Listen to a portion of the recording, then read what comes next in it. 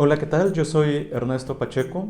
Me presento con ustedes. Soy licenciado en Derecho, especialista en Gobierno Abierto y maestro en Derechos Humanos, los tres títulos obtenidos con mucho orgullo en la Facultad de Jurisprudencia de la Universidad Autónoma de Coahuila. En el año 2019, en el semestre enero-junio, tuve la oportunidad de ser catedrático de la materia de deontología jurídica, conocida popularmente como ética jurídica.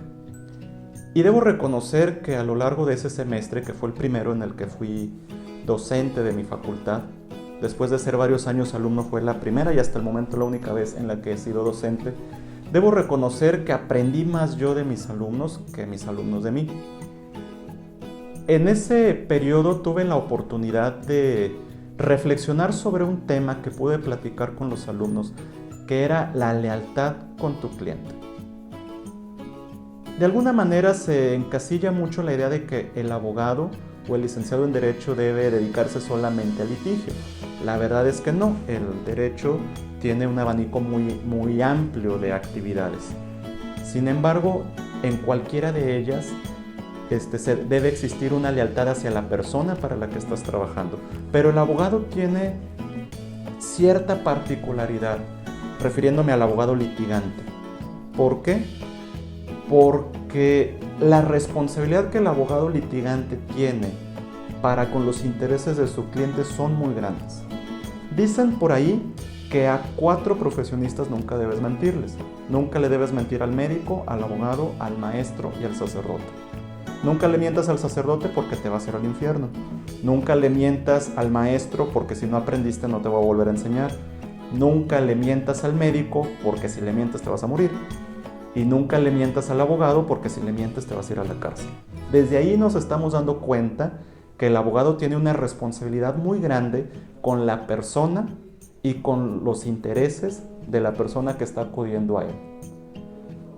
De alguna manera me gusta comparar mucho mi profesión, que es la abogacía, con la medicina.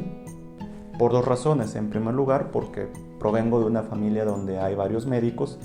Y por otro lado, porque es más común que relacionemos un médico en nuestras vidas que a un abogado. Estoy seguro que habrá personas de las que escuchan este video y que no lo están escuchando, que a lo mejor nunca han tenido la necesidad de tratar con un abogado, pero estoy seguro que todos invariablemente hemos tenido la necesidad de tratar como un médico. ¿Y qué es lo que nos ocurre cuando vamos con un médico? Lo primero que nos ocurre es que tenemos miedo. ¿Por qué? Porque relacionamos a la figura del médico con enfermedad y si a veces somos un poco pesimistas, como es mi caso, lo relacionamos con muerte. Si decimos vamos con el médico porque ya me voy a morir. En el caso del abogado puede ocurrir algo similar. Generalmente buscas al abogado pensando me van a meter a la cárcel, me van a quitar mi casa, me van a quitar a mis hijos. Y nosotros como abogados sabemos que las cosas no son tan extremas, pero ese es el punto, nosotros como abogados lo sabemos. Las personas que acuden con nosotros no necesariamente tienen sus ideas en orden y sobre todo pueden tener sus sentimientos muy exaltados por la situación que los embarga y a uno como abogado es al que le toca la responsabilidad de ser la voz de la razón y la conciencia dentro de cualquier contexto que se nos pueda presentar.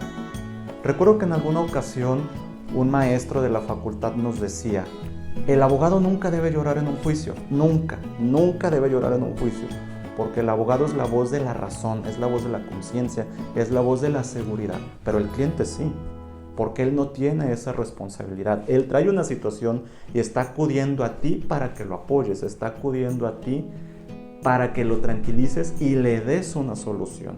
Y el abogado debe ser muy consciente de eso. Debe ser muy consciente de que no está lidiando solamente con papeles o expedientes, sino que está lidiando con personas que creen, que piensan, que sienten, que tienen miedos, que tienen frustraciones y sobre todo algo muy importante, que tienen esperanzas.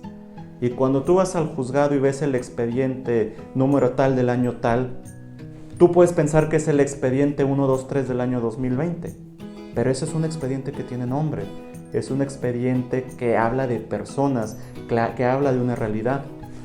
Es muy común que cuando vemos sobre todo un expediente, por ejemplo en materia familiar o en materia civil, vemos el capítulo de hechos y analizamos toda la telenovela y peor aún, ves la versión 1 y la versión 2. La cuestión es que independientemente de si estás llevando la versión 1 o la versión 2, el abogado debe ser empático con esa realidad. El abogado debe ser la persona que traduzca el lenguaje del sentimiento al lenguaje del pensamiento. Y nuestra obligación, más allá de la labor técnica, por eso como lo comentaba hace un principio, esta es una cuestión de ética profesional más de conocimiento jurídico. Uno como profesionista tiene la obligación de dar esa tranquilidad y esa seguridad al cliente. El cliente puede llegar deshaciéndose y nuestra obligación es reconstruirlo para que pueda reintegrarse a su vida de una manera armónica y de una manera satisfactoria. Cuando tuve la oportunidad de ser docente de ética en la Facultad de Jurisprudencia, me gustaba ponerles 2 películas que creo que generaron cierto conflicto porque no eran precisamente las películas más doctas en el tema jurídico, pero son películas que en mi opinión tenían enseñanzas muy interesantes. La primera, y debo reconocer que la puse porque cuando yo era estudiante escuché a un compañero de primer semestre que decía: yo estudié Derecho porque vi Legalmente Rubia cuando estaba en la prepa. Y desde entonces, si les estoy hablando en el año 2010, me quedé con esa idea de algo tiene esa película que le hizo un clic a una persona para estudiar Derecho. Vi la película y hay una parte muy importante donde la protagonista de la película busca a nombre de su despacho a una mujer acusada de homicidio. Esta persona le confiesa la realidad de los hechos, donde le dice que no mató a la persona por la cual le imputan. Y cuando regresa al despacho no quiere decir esta abogada, que es la protagonista, la verdad. Y cuando le preguntan ¿por qué no lo quieres decir?, ella dice: porque ella confió en mí. Y nada más confió en mí, y sería una mala abogada si yo revelo por mis intereses sus secretos. Posteriormente eso le ayuda a ella para poder construir un mejor caso, y un maestro le dice: un buen abogado busca la verdad, pero un magnífico abogado se gana la confianza de su cliente. Esa es una película. La otra película, que debo reconocer refleja mi frustración particular por los musicales, es la película Chicago del año 2002. Hay una escena muy interesante en esta película. No es precisamente el prototipo de abogado el que sale ahí, es un abogado muy corrupto, uno de los principales protagonistas, pero hace algo muy interesante. Está también defendiendo a una mujer acusada de homicidio. La mujer está nerviosa porque sabe que si la declaran culpable la van a ejecutar, y al momento de llegar a la audiencia donde ella va a dar su versión de los hechos, está nerviosa y el abogado empieza a cantar una canción. Es un musical, no es que uno como abogado cante canciones en el juzgado, pero en esta película canta una canción que en español se llama Razzle Dazzle, en inglés se llama Razzle Dazzle, en español se llama Humo y Plumas, donde trata de decirle que la audiencia es como un show. Le dice: tú tranquila, tú ve esto como si fuera un espectáculo, y en este espectáculo tú eres la estrella, tú eres la protagonista.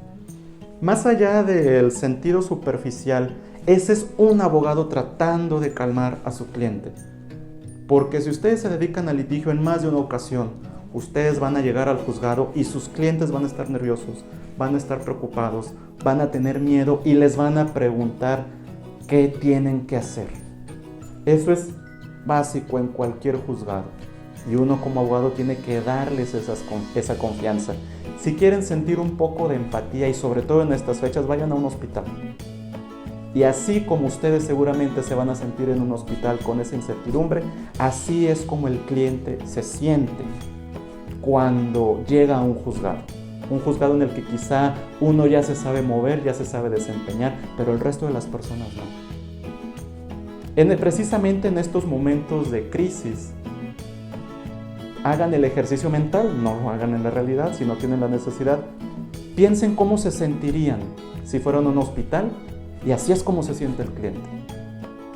Piensen qué clase de médico desean que los atienda, y ese es el tipo de abogado que ustedes deben ser.